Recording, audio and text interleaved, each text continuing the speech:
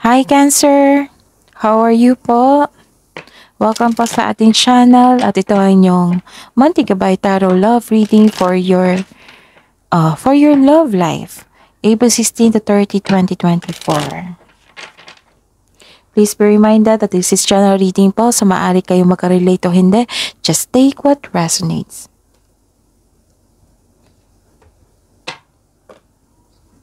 Gamitin ang reading na ito bilang gabay lamang. Balik po kayo dito bukas para sa ating daily gabay tarot reading. Please like, subscribe, and click the bell button for notification para updated po kayo sa daily tarot reading natin. Para po sa gusto magpa-reading, maaari nyo pong makuhang link na sa description box po ito. Message nyo lang po ako sa Messenger. Maraming salamat po.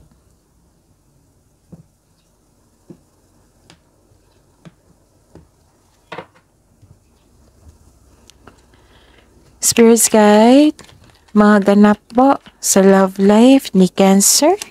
Ngayong April 16 to 30, 2024, I need 4 cards po. Mag-ingat kayo ha, kasi may nakita ko dito na may masamang intensyon yung kadate nyo ngayon na magkaroon ng one night stand. Mabigat na desisyon to ha. So, ingat po talaga. Tapos,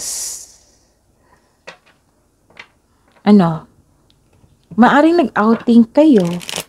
Maaari din nag-outing din kayo. May nakita ko nag-outing dito Sobrang saya nyo kasi nagkaroon ng bonding.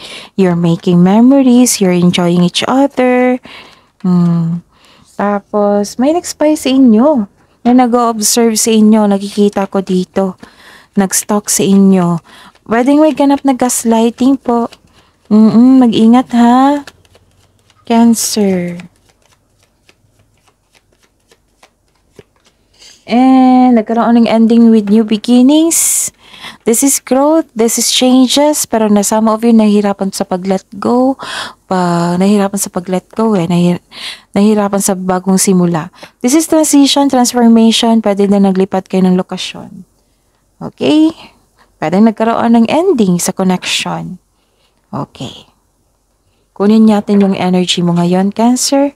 Spirits guys, energy po ni Cancer ngayong April 16 to 30, 2024 sa love life nila.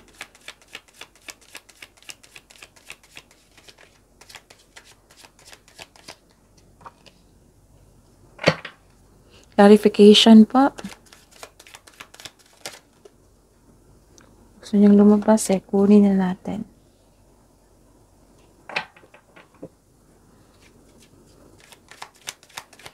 Okay.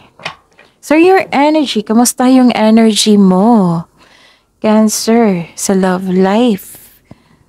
And by the way, Cancer, huwag nyo kalimutan po yung career and money nyo po. Uploaded po. It might be Sunday yun or Saturday. Basta po, uploaded na po yung career and money nyo na April 16 to 30, 2024. Check nyo ha. Tapos, open na rin yung schedule natin for booking. Yes, may love life reading din po. Okay. Open na yung schedule for booking para sa gusto magpa-personal reading, lalo na sa love life. So, check nyo po yung description box. May video ito sa baba ng video nyo po. May description box at may nakapost na link. I-click nyo yan and direct yan sa Messenger para ma-message nyo po ako sa Messenger and message me for inquiry and for booking. Yun po. Okay. Sa mga single dito, papasok lang kayo kung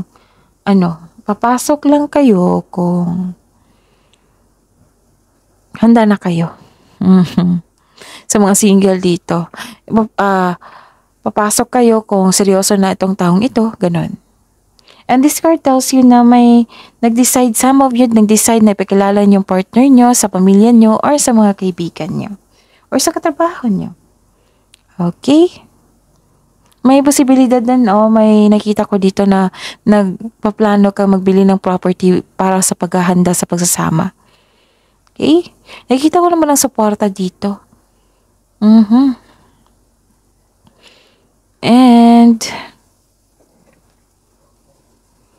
Ano to? May nag-celebrate. Kaya pala may outing. Kasi may nag-celebrate ng monthsary or anniversary. Yes, successful completion po ito. Ano po yung challenges na ma-overcome ni Cancer sa love life nila ngayong April 16 to 30, 2024? Cancer, Spirit's Guide.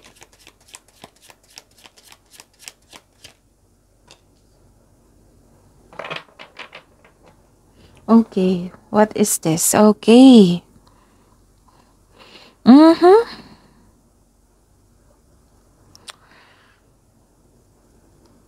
Para sa mga single dito na makaranas ka ng hirap sa pagtanggap ng tao sa buhay mo, gusto mo nang pumasok sa bagong relasyon pero guarded ka. Sabi po ng card dito na try to fix and forgive yourself first bago tumanggap ng relasyon upang sa kayo'y magaan ang iyong pakiramdam at isipan para harapin ang bagong yugto na inyong buhay pag-ibig para fair enough sa bagong tao sa inyong buhay. Kailangan nyo talagang ma-let go yung old emotions na yan bago kayo pumasok sa buhay ng pag-ibig. Bagong buhay pag-ibig. Okay, sa mga relasyon sa buhay mag-asawa, nagbigay ka ng mahabang pasensya dito kasi ang partner nyo mataas ang ego or pride, nakaramdam ka ng pagod pero ayaw mong sumuko sa inyong relasyon. Sabi po dito, nasubukang maglaan ng oras para makapag-usap kayo tungkol sa inyong hinanaing, ma-express nyo, ma-address nyo yung hurt feelings nyo, yung kung baka kailangan ng adjustment ito. Okay? Nang malaman din yan na nagkaroon ka ng hirap sa adjustment.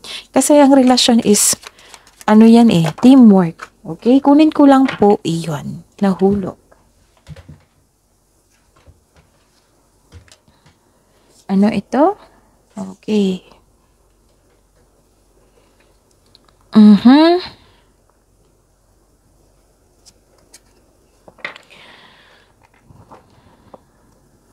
Okay. So may ganap talaga na away. Kaya mag-ingat po. And improve your communication also, Cancer. Okay? May sitwasyon dito na hindi na kaya laban pa rin. So this is the clarification of your card na gusto nyo nang sumuko pero ayaw nyo. Ganun. Nagkaroon ng delay at blockages. Ilan sa inyo nagkaroon ng pagkabalisa o pagpapahiya. Nag-downgrade sa inyo. Masakit to magsalita, ha? It might be your partner is masakit magsalita. So, ilan sa inyo nagkaroon ng pagkabalisa, nangihina. Okay? Against din siya sa desisyon mo.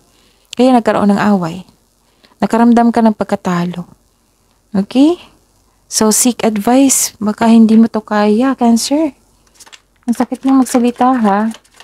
Kamusta ang feelings po ni Cancer sa love life niya ngayong April 16 to 30, 2024? Cancer.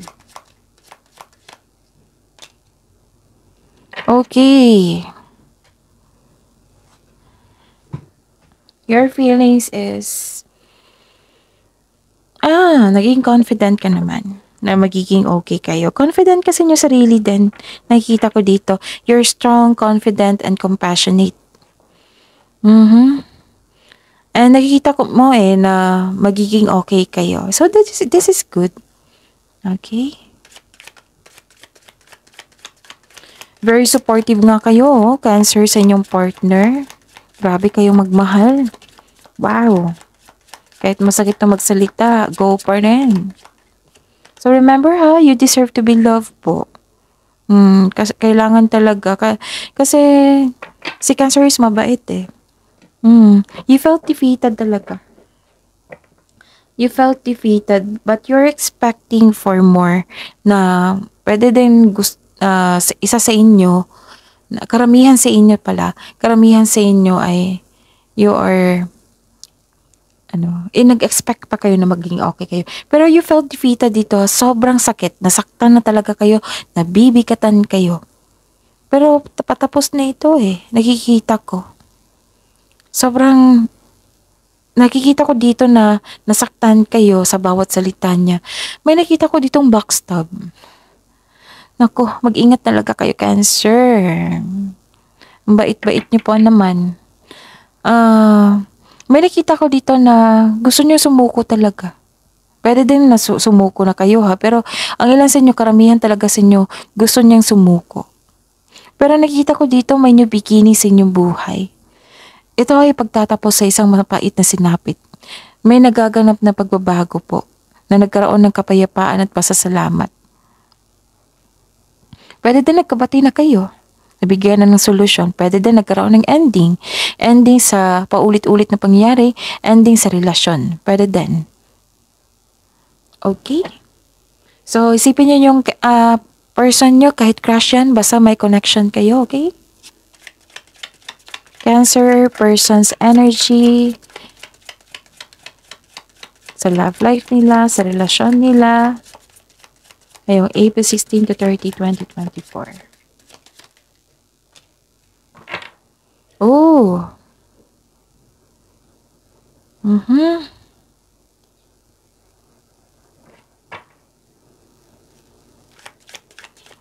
Malakasin yung intuition dito. Aware kayo. May nalaman.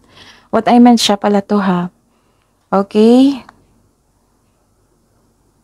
Nagkaroon siya ng common sense. Aware siya sa changes sa inyong buhay, sa inyong relasyon. May malalaman po siyang sekreto mula sa inyo. Ano ito?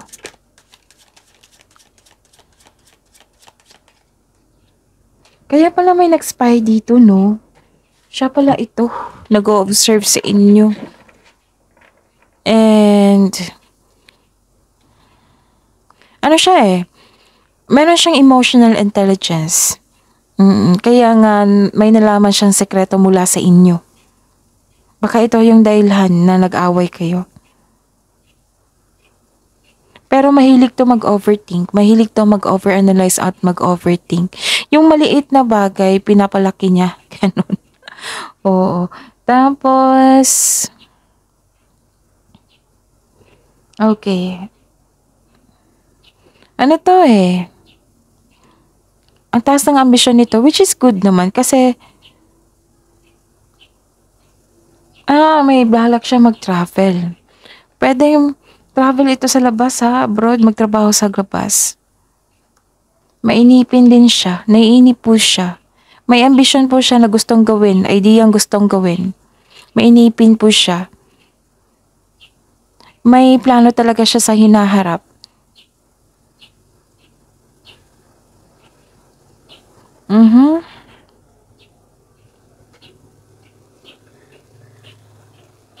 Kasi nakikita ko dito na malaki ang kanyang ambisyon sa inyong relasyon, sa kanyang buhay, karera. Gusto niya talaga niya umasenso. Pero ang ugali nitong taong ito is mainipin.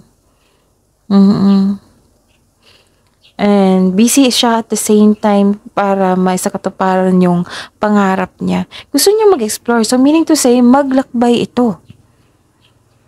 Gusto niya mag-abroad. So that is your reading, Cancer, for this month, April 16 to 30, 2024. Please like, subscribe, and click bell button for notification para updated mo kayo sa daily tarot reading natin. Maraming salamat po.